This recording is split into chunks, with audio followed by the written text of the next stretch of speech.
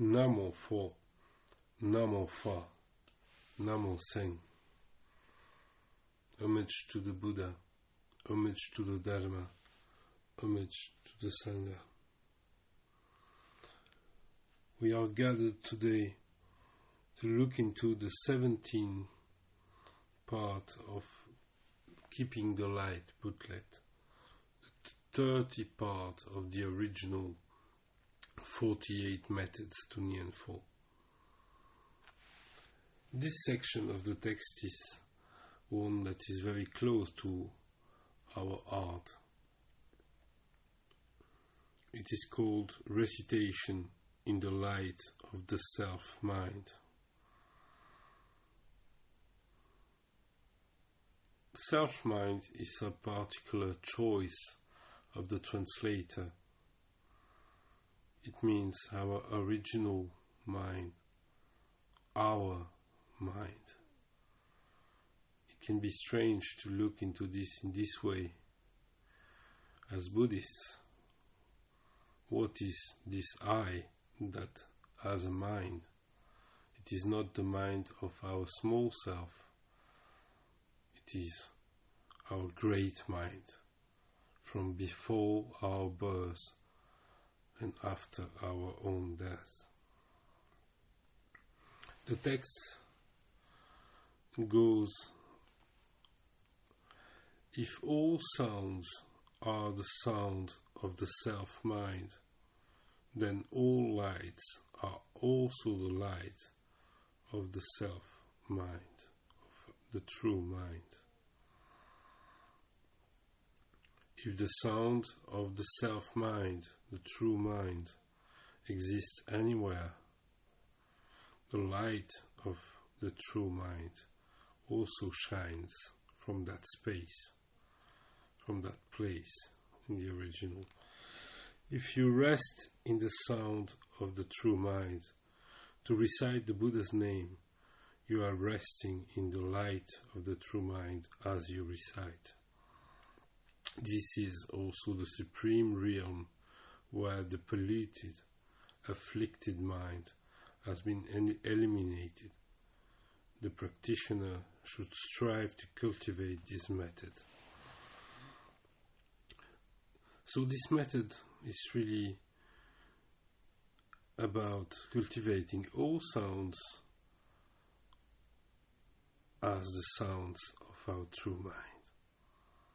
And then we will realize that all lights are also the lights of our true mind.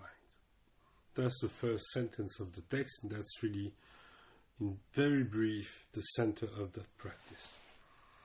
Now, it is often seen in a very doctrinal kind of sense.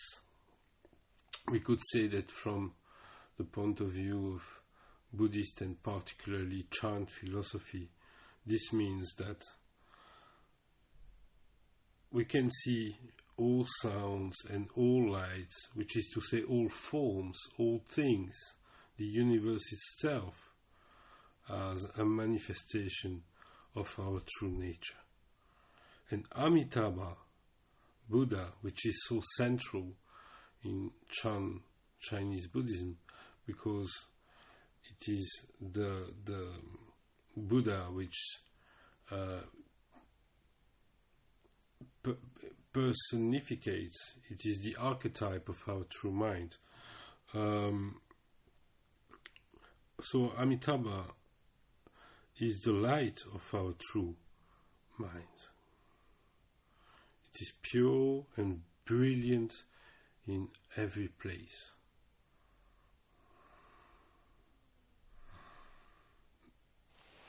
Now,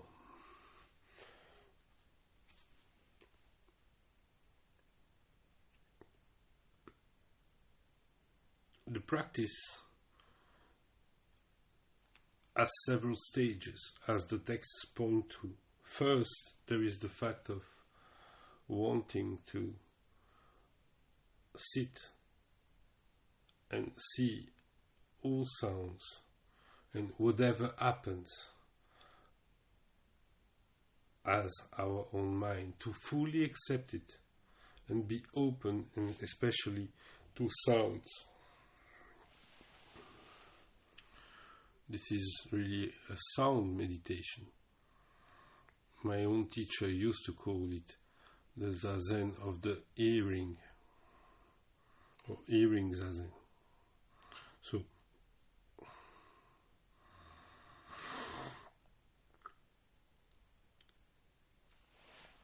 the text points to the fact that at some point we realize that whenever we are conscious, we are hearing sound. And it is a wonderful tool of meditation because sound is always present.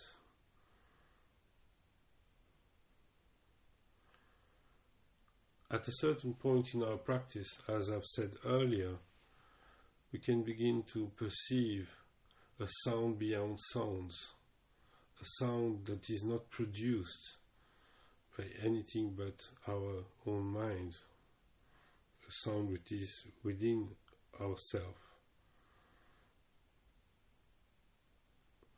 The text says, if the sound of the self-mind, of the true mind, exists anywhere, that is the sound I'm talking about, then the light of the self-mind also shines from that very place. Here, when the text says the light of the self-mind, it points to the function of light, which is to see into darkness. It is awareness itself. So, it says that when we are one with sound, then we shine into the darkness. And that is the light of our true mind. It is a light of seeing through the darkness, seeing through the veils that we originally live in our day-to-day life. So being one with the sound is being one with the light of clarity of our own mind. And the text says that if we rest into the sound of our own mind, then we rest into the clarity of our own mind. We rest into the pure awareness to sound. And this is when the afflicted mind has been eliminated. Now, as I said, generally, especially when priests are preaching, they say that every sound and every light is a manifestation of our true nature. That's really great, but the text points to something more practical. It's a method, and it ends up saying you should try to cultivate this method. And what method? Cultivating all sounds as the self-mind, as a true mind. So sit and listen.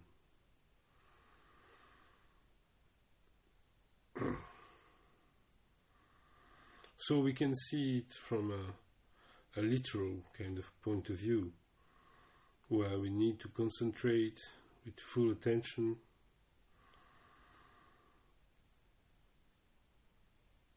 on sound and see the light internally, because we could take this text very literally and saying, okay, it is about seeing internal light, the spiritual light of our own mind. The practice is then to recite and to concentrate in visualizing an internal light. Well, first, if you close your eyes, this can be natural. This can just happen. And also there is a whole tradition actually in Buddhism going from the cultivation of the kashina, the round-shaped object of meditation, which goes by different colors and whatever. And it is also linked to actually to Pure Land Buddhism, and we've seen a method where we can visualize light above our heads, a round shape of light like a sun above our heads. In the first part of this very text, it is also close to the Vajrayana, visualizing a moon disk, and Vajrayana light is also the light of our true nature that we can see at death, and it's also present, existing in Chan, in the supreme vehicle. It's a treaty by the fifth patriarch. It talks about, for beginners, the fact of doing what we are doing here, which is using Amitabha as a method of concentration and visualizing a round shape of light in our earth. So it is this very method. So that is kind of the very literal way of seeing this. But as I've said also, light can be expressed in other ways. We can see this in a more absolute or figurative way. We could say that if you continue naturally the practice of Nianfo, of recitation of a Buddha's name, or really any kind of recitation, any kind of practice of concentration, then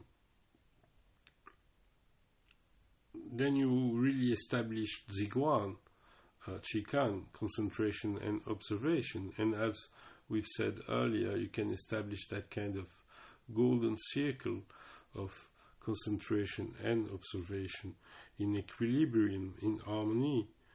And then your practice is more subtle, more natural, and mind is experimented in its more luminous clarity aspects, which is, as I've said earlier when commenting the text, which is really the capacity of seeing through our own darkness. So, visualizing the light as an internal light, or as one of the qualities of our own minds, these are just two steps, two lectures, one relative and one absolute maybe, but as Nagarjuna showed us very well, the relative and absolute are existing at exactly the same time, and there is not one that is better than the other. They just are at the same time. The true are totally true. The two of them are totally true.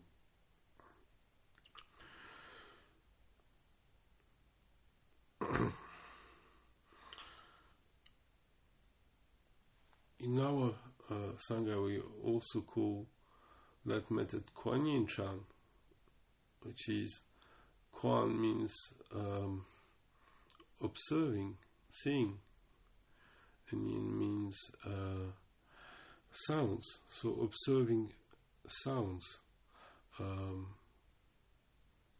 And we see here how very naturally, from recitating the name,